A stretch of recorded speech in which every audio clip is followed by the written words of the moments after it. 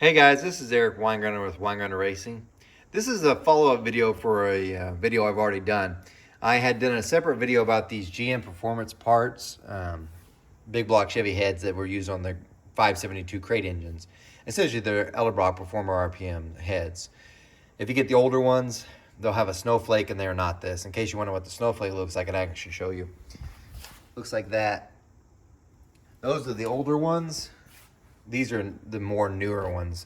Still pretty old, outdated design. They don't flow a lot, but I did do something. I'm going to show you what the results were from doing this.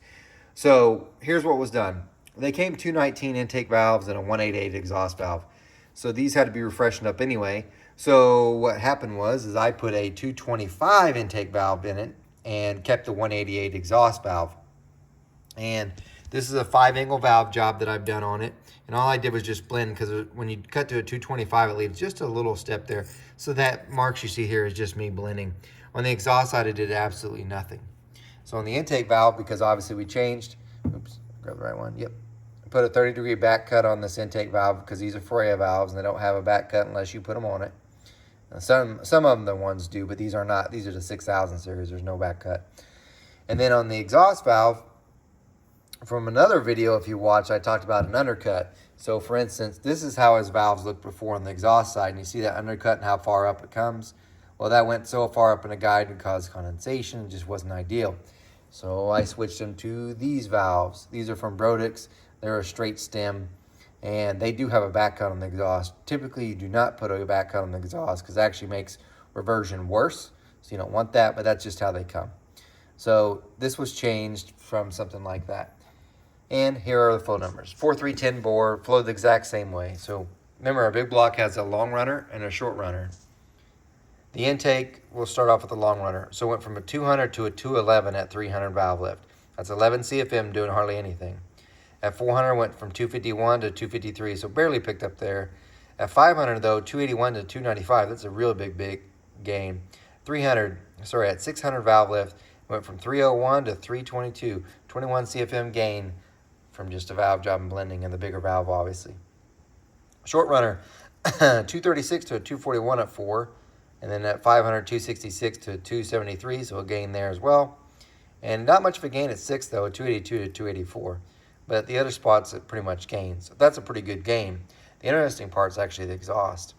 Having this back cut on the exhaust valve kind of helped out some of the low lift numbers and hurt the peak. And then also having the straight stem hurt the peak. So let's kind of go through it. At 300, it went from a 150 to a 155, so it gained about 5 CFM. 400, 176 to 180, about 4 CFM. 500, 199 to 203, that's about a gain of 4. And it looks like it's gaining all the way until you get to 800 valve lift, which before someone says, well, no one has an 800 valve lift running these heads. You probably may be correct. But it tells you how stable the port is, and exhaust flow is totally different. Really, you can't use the flow bench numbers on exhaust at all because the pressure is so much greater on a running engine. This may be due to the fact of no straight stem versus an undercut stem, which actually this is the exhaust valve, versus an undercut stem. So that might actually pick up flow in the upper valve lifts that we didn't have. Also, having a back cut actually hurts peak flow numbers, just letting you know. And you might say, well, how come the undercut would pick up so much flow? Well, these have no port work done, so having the lesser stem area in there makes the port feel like it's bigger than this. This would make the port feel like it's smaller because of the bigger stem. That's just a hypothesis. But anyway, that's that, and pretty good gain. So if you've got a set of these, the good thing to do is send them off someone like me or someone that's knows what they're doing with valve jobs. These are custom cutter. You can't just get them from anywhere. Have them cut out to a 225 intake valve, a nice radius exhaust valve job, and you're going to gain. If you're doing a hydraulic roller, I also recommend this spring setup. It's a little bit more expensive, so the whole setup is probably like $150 more than your typical dual spring setup for hydraulic roller. But what I typically use is I use this pack. It's a 1220X. It's a beehive design, and it's got a nice little lightweight retainer on this thing, which is great. And it produces quite a bit of spring pressure. For instance, I'm setting this up a little bit tight at 185.